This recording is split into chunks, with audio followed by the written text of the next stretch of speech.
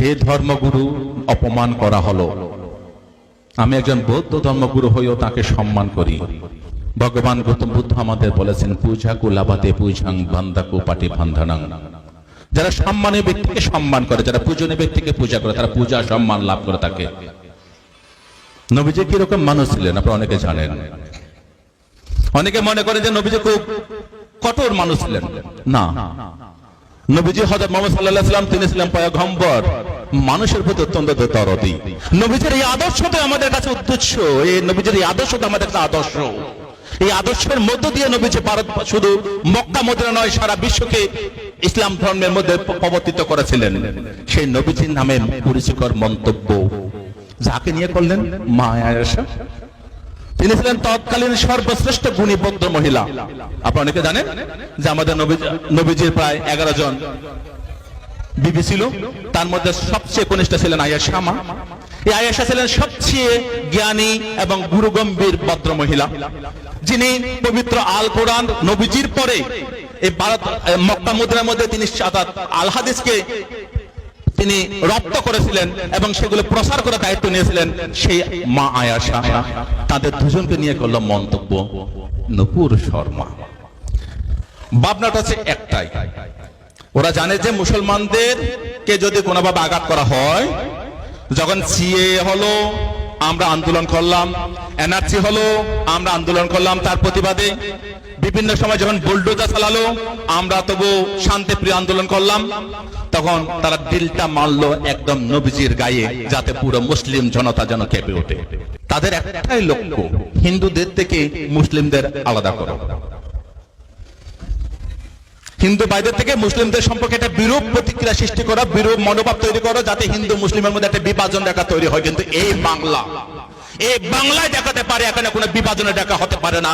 এই বাংলা সম্প্রীতির বাংলা, এই বাংলা হিন্দু মুসলিম বৌদ্ধ খ্রিস্টান জৈন শিখ সকল ধর্মের আদর্শের বাংলা। এই বাংলায় আমরা কোনোদিন এরকম বিবাদ মানব না, মানতে পারি না। আমরা সবাই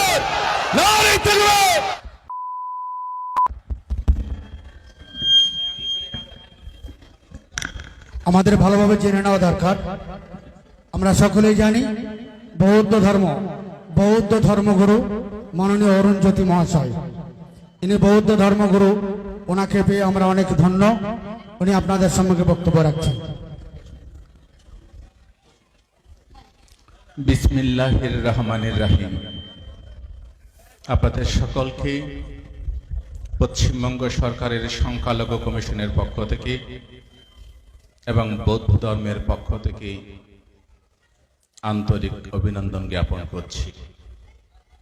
আমি আন্তরিকভাবে কৃতজ্ঞতা জ্ঞাপন করছি মিনাখা ব্লক 2 উলেমা পরিষদের সকল মাননীয় নেতৃবৃন্দ, এই এলাকার যিনি জননেতা তাজউদ্দিন মোল্লা সাহেব, আমার ভাই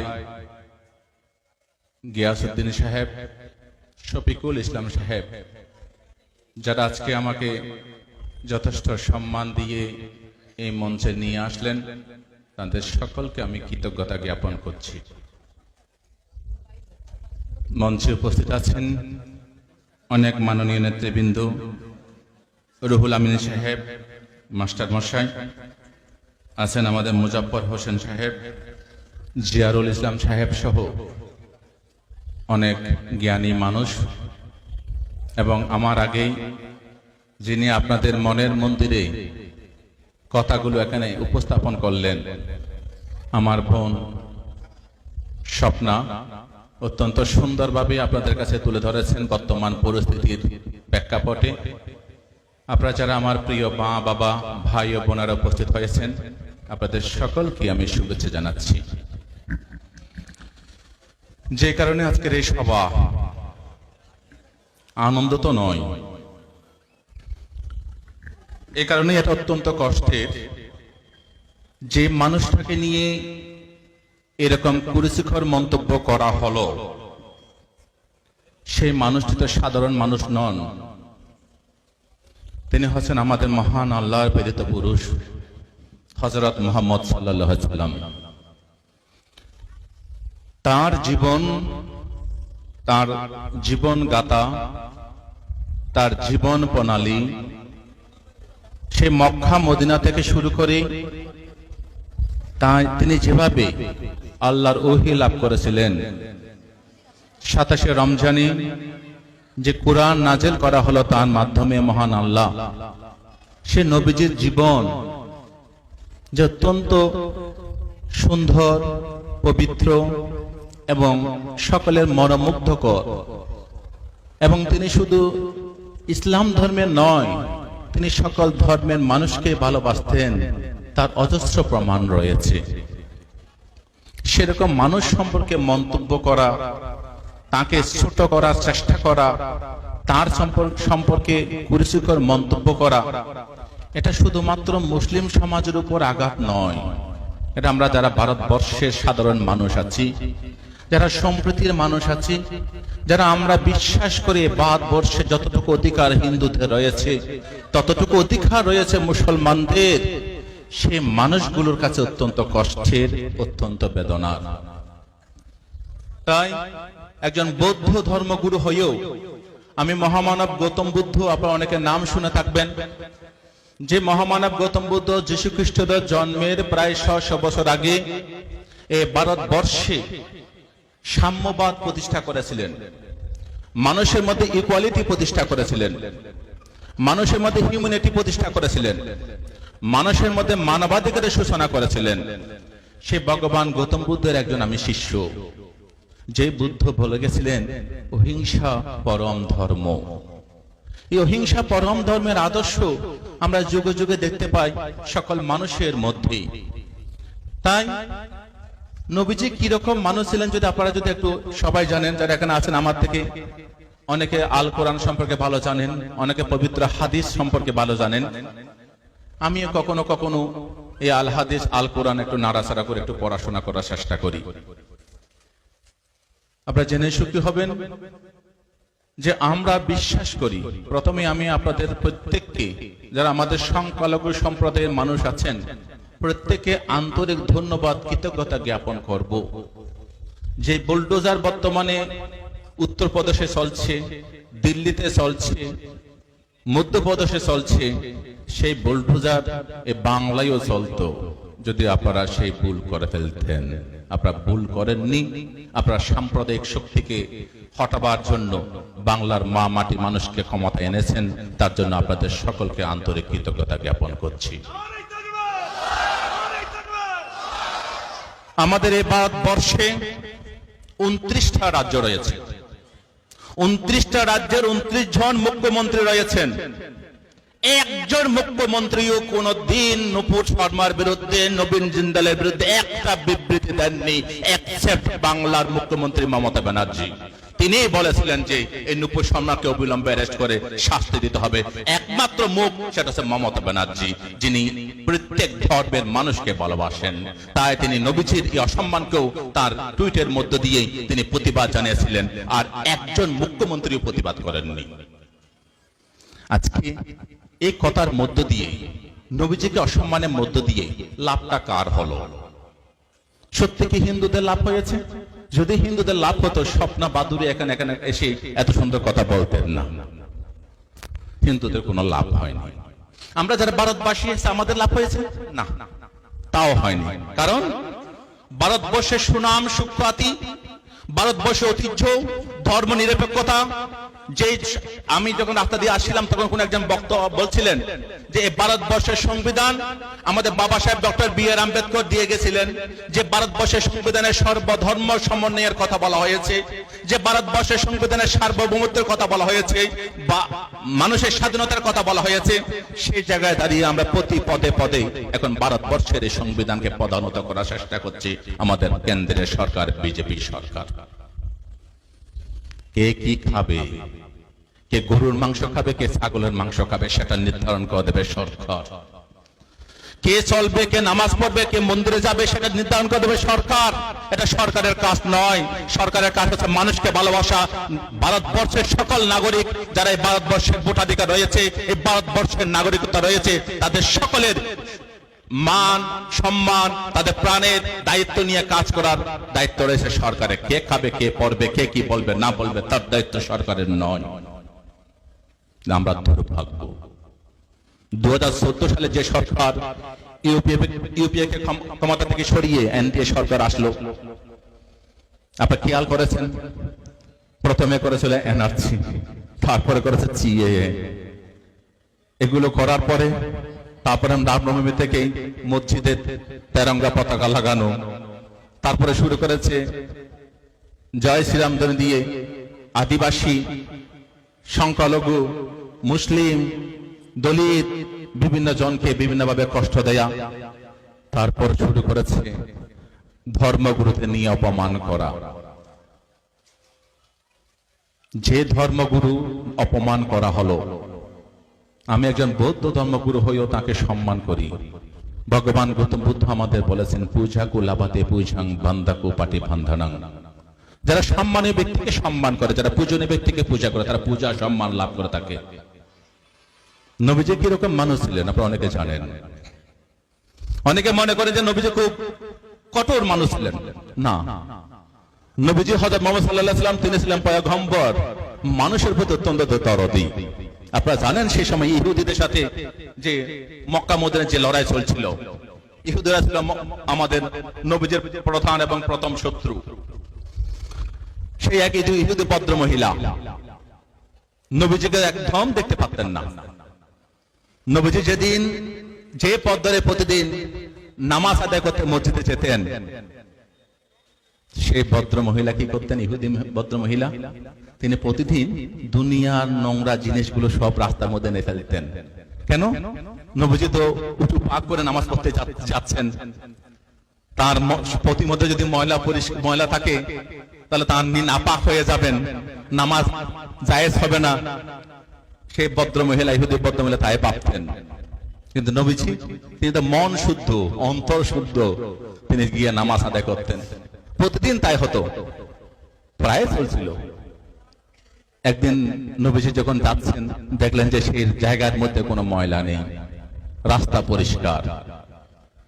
নবীজি ভাবলেন কি হলো, এই ভদ্র মহিলা কোথায় গেলেন, যিনি প্রতিদিন আমার নামাজে যাবার পথে ময়লা ফেলতেন, কাদা ফেলতেন, নোংরা ফেলতেন। তিনি খবর নিলেন তিনি কোথায় থাকেন। চলে গেলেন সেই বৃদ্ধা বুড়িমার কাছে, গিয়ে বললেন, দেখলেন যে তিনি বিছানায় শায়িত। নবীজি বলছেন, মা তুমি কি অসুস্থ? বলছে, হ্যাঁ বাবা, তুমি কি? বলছে, আমি সেই হযরত মুহাম্মদ, যিনি প্রতিদিন নামাজ আদায় করতে যাওয়ার সময় তুমি নাপাক করার জন্য ময়লা ফেলতে। আজকে আমি দেখলাম রাস্তার মধ্যে কোনো ময়লা নেই, কোনো কাদা নেই। আমি বুঝতে পারলাম তুমি আর কোনো ক্ষতি হয়েছে, তোমার কোনো অসুবিধা হয়েছে, তাই তোমাকে আমি দেখতে ছুটে আসলাম। আমি আল্লাহর কাছে দোয়া করছি, মা তুমি সুস্থ হয়ে যাও, তুমি ভালো হয়ে যাও। এটাই হচ্ছে নবীজি। নবীজির এই আদর্শটা আমাদের কাছে উদ্দেশ্য, এই নবীজির এই আদর্শটা আমাদের কাছে আদর্শ। এই আদর্শের মধ্য দিয়ে নবীজি ভারত, শুধু মক্কা মদিনা নয়, সারা বিশ্বকে ইসলাম ধর্মের মধ্যে প্রবর্তিত করেছিলেন। সেই নবীজির নামে কুরুচিকর মন্তব্য যাকে নিয়ে করলেন, মা আয়েশা। তিনি ছিলেন তৎকালীন সর্বশ্রেষ্ঠ গুণী ভদ্র মহিলা। আপনারা অনেকে জানেন যে আমাদের নবীজির প্রায় 11 জন বিবি ছিল, তার মধ্যে সবচেয়ে কনিষ্ঠ ছিলেন আয়েশা মা। এই আয়েশা ছিলেন সবচেয়ে জ্ঞানী এবং গুরুগম্ভীর ভদ্র মহিলা, যিনি পবিত্র আল কোরআন নবীজির পরে এই ভারত মক্কা মদিনার মধ্যে তিনি আল হাদিসকে তিনি রপ্ত করেছিলেন এবং সেগুলো প্রসার করার দায়িত্ব নিয়েছিলেন সেই মা আয়েশা। তাদের দুজনকে নিয়ে করলো মন্তব্য নূপুর শর্মা। একটু গভীর করে ভাবুন, যারা বুদ্ধিমান আছেন একটু গভীর ভাবে ভাবুন, কেন এটা হলো? এটা কি নূপুর শর্মা করেছে? না, নূপুর শর্মাকে দিয়ে কেউ করিয়েছে। খুব ভাববেন, ভাবনাটা হচ্ছে একটাই, ওরা জানে যে মুসলমানদেরকে যদি কোনোভাবে আঘাত করা হয়, যখন সিএএ হলো আমরা আন্দোলন করলাম, এনআরসি হলো আমরা আন্দোলন করলাম, তার প্রতিবাদে বিভিন্ন সময় যখন বুলডোজার চালালো আমরা তবু শান্তিপ্রিয় আন্দোলন করলাম, তখন তারা দিলটা মারলো একদম নবীজির গায়ে, যাতে পুরো মুসলিম জনতা যেন কেঁপে ওঠে। কেঁপে ওঠে কি করবে? তাদের একটাই লক্ষ্য, হিন্দুদের থেকে মুসলিমদের আলাদা করো। হিন্দু ভাইদের থেকে মুসলিমদের সম্পর্কে একটা বিরূপ প্রতিক্রিয়া সৃষ্টি করা, বিরূপ মনোভাব তৈরি করা, যাতে হিন্দু মুসলিমের মধ্যে একটা বিভাজন রেখা তৈরি হয়। কিন্তু এই বাংলায় দেখাতে পারে, এখানে কোনো বিভাজনের দেখা হতে পারে না। এই বাংলা সম্প্রীতির বাংলা, এই বাংলা হিন্দু মুসলিম বৌদ্ধ খ্রিস্টান জৈন শিখ সকল ধর্মের আদর্শের বাংলা। এই বাংলায় আমরা কোনোদিন এরকম বিবাদ মানব না, মানতে পারি না। আমরা সবাই এক আছি, এক থাকবো। আজকে এই নুপুর শর্মা বলুন, এই সিএএ বলুন, এই এনআরসি বলুন, এইসব আন্দোলন আজকে স্বপ্ন বাদুরীকে তৈরি করে। এইসব আন্দোলন অরুণজ্যোতি বিক্ষুকে এরকম মুসলিম সমাজে নিয়ে আসে। আমি আসার আগেই আজকে ধর্মতলায় রানী রাসমণি রোডে আমাদের জমিয়তুল উলামা হিন্দের প্রায় 2 লক্ষ মানুষের সমাবেশ ছিল। সেখানে আমরা মিটিং করে এখানে আসলাম। তো এই আন্দোলন আপনাদেরকে অবশ্যই করতে হবে। এটা কিন্তু শেষ নয় মুসলিম ভাই বোনেরা, এটা কিন্তু শেষ নয়। এরপর আরো বড় আঘাত আসবে, এরপর আরো বড় আঘাত আমাদের জন্য অপেক্ষা করছে, খেয়াল রাখবেন। কিন্তু কখনো কোন অবস্থায় যারা নবীজিকে ভালোবাসেন, যারা আল হাদিসকে ভালোবাসেন, যারা আল কোরআনকে ভালোবাসেন, তারা কখনো আইন হাতে তুলে নেবেন না। শান্তিভাবে, শান্তিপ্রিয়ভাবে আন্দোলন করবেন। কখনো ভাববেন না যে আপনাদের থেকে যারা গাড়ি করে যাচ্ছে সেই মানুষগুলো আলাদা। তারা ভাববেন সবাই আল্লাহর প্রেরিত পুরুষ, তারা আমাদের ভাই। তাই কোন গাড়ি ভাঙা, কোন থানাতে আগুন দেওয়া, কোন গাড়িতে আগুন দেওয়া, এই কাজ কখনো করতে যাবেন না। আপনারা এখানে আছেন, যারা আজকে এখানে প্রায় কয়েক হাজার মানুষ আছেন, আপনারা প্রত্যেকে এক একজন আল্লাহর মেসেঞ্জার হন, নবীজির মেসেঞ্জার হন, আল হাদিসের মেসেঞ্জার হন, আল কোরআনের মেসেঞ্জার হন। আমাদের একটাই লক্ষ্য, আমাদের নবীজির বিরুদ্ধে যে আন্দোলন, যে কুরুচিকর মন্তব্য হয়েছে, আমরা তার অবশ্যই প্রতিবাদ করব, তাকে আমরা ধিক্কার জানাবো, তার জন্য আমরা বিক্ষোভ করব। যতক্ষণ নুপুর শর্মা এবং নবীন জিন্দাল গ্রেফতার না হবে, ততক্ষণ আমাদের আন্দোলন শান্তিপ্রিয়ভাবে সারা বাংলা নয়, সারা ভারতবর্ষে নয়, সারা বিশ্বের মধ্যে চলছে, এই আন্দোলন চলবে।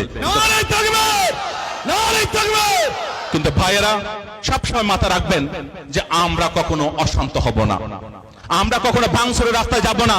সেই দিন যখন আসবে তখন ডাক আসবে, যেদিন জিহাদ ঘোষণা হবে সেদিন নামবেন। এখন নয়, এখন সময় নয়।